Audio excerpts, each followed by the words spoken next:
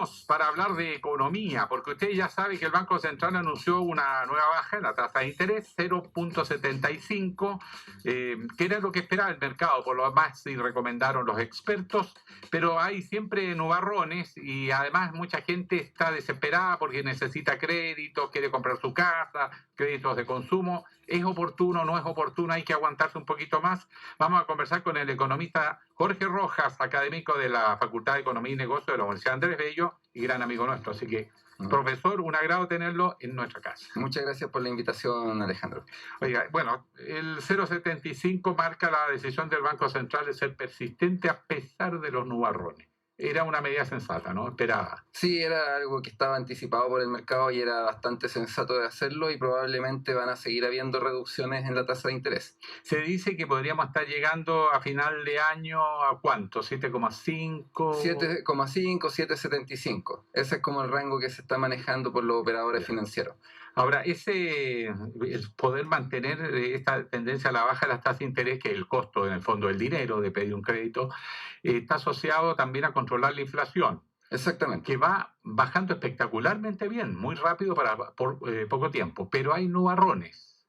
Claro, o sea, la inflación está ya siendo bastante moderada, está controlada, la tendencia a la baja es bastante clara en su componente subyacente especialmente, es decir, sin considerar los volátiles, que quiere decir los alimentos, los combustibles, que por ejemplo durante el mes de agosto nosotros vamos a ver que la inflación probablemente va a ser de un 0,5%. Y eso obedece a que durante el mes de agosto hubo 3 alzas importantes: el alza en el precio del transporte público, el precio de los combustibles, y ya sabemos que por los frentes de mal tiempo, los alimentos. Entonces, y el caso de la papa, que fue bastante icónico. Entonces, eso es un nubarrón, pero no cambia tanto la tendencia bajista de la inflación, y por eso es que el Banco Central, con cierto grado de confianza, generó esta reducción de 0,75 y se espera que incluso pueda bajarse 1,75 más de aquí a fin de año. Correcto. Ahora, sin embargo, a nivel del mercado internacional, que es una variable a tomar en cuenta, hay nubarrones. Por ejemplo, China está creciendo menos de lo esperado, gran cliente nuestro. Estados Unidos tampoco se atina a jugarse a la baja de las tasas. ¿Cómo podemos analizar el escenario internacional? Claro, los factores externos que no dependen, digamos, de lo que pueda hacer el país, efectivamente China está creciendo menos de lo que se esperaba, a pesar de que tiene un nivel de crecimiento del 5 o 6%, pero uno está acostumbrado a ver a crecer China al 8 al 10%, entonces, y justamente nuestro principal socio comercial, después de Estados Unidos todavía está con desconfianza sobre qué tan moderada está la inflación realmente, y eso obedece a que su mercado laboral está muy dinámico, porque nosotros hemos visto la tendencia a la baja en la inflación, pero un mercado laboral también débil, con una tasa de desocupación del 8,8%, mientras que en Estados Unidos, aunque se ven estas tendencias bajistas en la inflación, el mercado laboral se ve tan fuerte que genera desconfianza reducir la tasa de interés, porque podría reactivar el proceso inflacionario. Entonces, por eso ellos han subido gradualmente, pero siguen con una tendencia al alza en la tasa de interés, y eso, digamos, hace que la economía tampoco despegue con la fuerza que podría hacerlo, más la desaceleración en términos relativos, ¿cierto?, de la economía china, y eso hace que nosotros, digamos, también no podamos recuperarnos al ritmo que pudiésemos si es que las condiciones mundiales fueran mejores. Ahora, el cobre sigue siendo otro factor importante para hacer las proyecciones de la economía chilena. Codelco, un desastre, en lo inmediato al menos, con sus proyectos estructurales, los costos que se le han disparado, pero el precio no está malo porque se acerca al 4, anda por ahí, no es un mal precio, entiendo yo, pero igual hay por ahí ciertas preocupaciones por la caída de la producción. Exactamente, o sea, el precio está en un 3,8 aproximadamente, pero igual el precio cayó del orden de un 5% en el último mes, y eso obedece justamente a la revisión de expectativas de crecimiento, particularmente de China, que la economía china mueve el precio de las materias primas, dentro de ellas el cobre, y eso también ha impactado, digamos, junto con las tasas de interés, en que el precio del dólar también haya subido del orden de un 5 o 6%, y vimos una depreciación fuerte del peso chileno justamente la jornada cuando se anticipaba que el Banco Central iba a bajar las tasas de manera importante, como lo hizo con un 75 puntos base. Entonces, claro, Y a eso sumémosle que la ley de los yacimientos de cobre en Chile Sí, están a la caída. van a la caída, lo que significa que hay que sacar más volumen de tierra para poder extraer la misma cantidad de cobre. Entonces, y eso naturalmente que incrementa la estructura de costos de Codelco y de las mineras en general. La ley del mineral. Eso es. La ley del mineral. ¿Cuánto cobre hay en una proporción de terreno? ¿Cuánto hay que mover para sacar lo mismo? El cobre es el mismo, pero la ley es baja, o sea, menos presencia de cobre. Estamos conversando con el economista de la Facultad de Economía y Negocio de la Universidad Andrés Bello, Jorge Rojas. Profesor, vamos el dólar. Hay gente que ahorra en dólares y gente que se endeuda en dólares. Y el dólar subiendo. Sí. Buena noticia, mala noticia para uno, buena para otro. La verdad es que como en economía... Todo gana, uno pierde, gana el otro. Y uno siempre le enseña a sus alumnos de que la respuesta que usualmente es la más correcta es que depende, ¿cierto? Sí.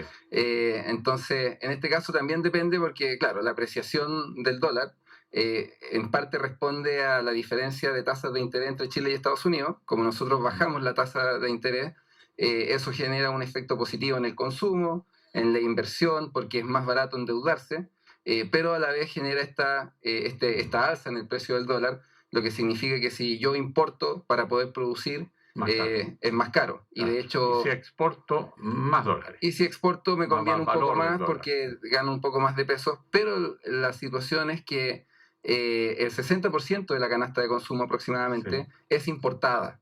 Entonces, claro, cuando nosotros observamos una apreciación del dólar, un alza en el precio del dólar, eso significa que también de cierta forma puede haber una transmisión de cierta manera de esos costos a la canasta básica. Ahora, dado que nosotros proyectamos que la tasa de interés en Chile va a seguir disminuyendo y la tasa de Estados Unidos al menos no se ve que se reduzca de aquí a fin de año, el precio del dólar debería seguir, digamos, en una tendencia al alza, pero moderada. O sea, pero llegaría a ¿cuánto? Ha estado ahí entre 8.5, 8.7, ¿llega a 9? Yo creo que podría llegar a 900, pero va a depender de nuevo del comportamiento del precio del cobre, que es otra de las variables que impacta de forma importante el precio del dólar. Pero siendo ceteris paribus, digamos, podríamos decir que va a estar entre los 8.70, los 8.90 de aquí a fin de año. Con ese precio del dólar, con esa proyección de inflación, para la gente que quiere endeudarse porque necesita hacer inversiones o comprarse su casa o, digamos, crédito consumo, ¿es momento para meterse en créditos de largo plazo o hay que aguantarse? Porque con estas tasas son igual altísimas. Sí, sigue siendo una tasa elevada. Y la proyección es que, dado que la inflación está bastante controlada en su componente principal y los volátiles, se espera que se continúe con las rebajas. Por lo tanto, si uno puede aguantarse un par de meses más, la recomendación sería esperar pensando en los créditos de consumo especialmente, que eso es corto o mediano plazo, y en el largo plazo, es decir, pensando en créditos hipotecarios, además de seguir la evolución de las tasas de interés, también mirar el precio de las viviendas, porque el precio de las propiedades desde enero a la fecha ha ido cayendo, baja que también se ha manifestado en el precio de los arriendos. Entonces, como que el precio de las propiedades en términos generales, ya sea para compra o para arriendo, se ha ido contrayendo. Entonces, probablemente de aquí al próximo mes o 2 meses más vamos a estar en el mínimo de precios de viviendas antes de que empiece a repuntar. Repunte que se va a acompañar justamente porque al tener menores tasas, las personas van a poder empezar a acceder más a los créditos y va a haber otra vez más demanda por esas propiedades. Entonces probablemente este mes o el próximo sería bueno estar atento a cómo evoluciona el precio de las propiedades y en base a eso tomar la decisión de si embarcarse en un crédito o no. Y la buena noticia es que la inflación se proyecta que de aquí al segundo semestre del próximo año esté dentro del 3%. O sea, volvemos a lo que es la tasa esperada, digamos. A lo que es la tasa esperada del Banco Central y que como sabemos, la inflación y la UEF se mueven uno a uno, se mueven juntos. Por lo tanto, ya no deberíamos seguir viendo estos incrementos tan brutales que vimos en los dividendos durante el año pasado, que como la tasa de inflación estaba muy alta, entonces la UEF crecía al mismo ritmo y el dividendo se multiplicaba a la misma velocidad. Y la última consulta, el profesor Jorge Rojas, ya decía académico de la Universidad Andrés Bello. En las proyecciones de lo inmediato, la economía, sin embargo, no repunta, 0% este año. O Claro. sea, el país no está creciendo, significa en los hechos que está decreciendo. Bueno, el informe de política monetaria hizo algunas correcciones y aunque, digamos, se ve un futuro promisorio en términos de que la inflación ya está más controlada, de que el próximo año podríamos experimentar crecimiento, para este año corrigió a la baja. Sí. Es decir, que vamos a estar entre menos 0,5 y 0. Es decir, o no crecemos nada o nos contraemos un poco. Y eso se manifiesta un poco en la tasa de desocupación, que es de un 8,8, también en que era el ajuste, ¿cierto? Que la macroeconomía iba a tener, dada la enorme tasa de política monetaria, o sea, estuvimos en 10,25, o sea, era una tasa de interés súper elevada, lo cual contrajo el consumo, contrajo la inversión real, digamos, en términos de maquinaria y cuestiones así, no la inversión extranjera, que seguíamos siendo, digamos, muy atractivos desde ese punto de vista.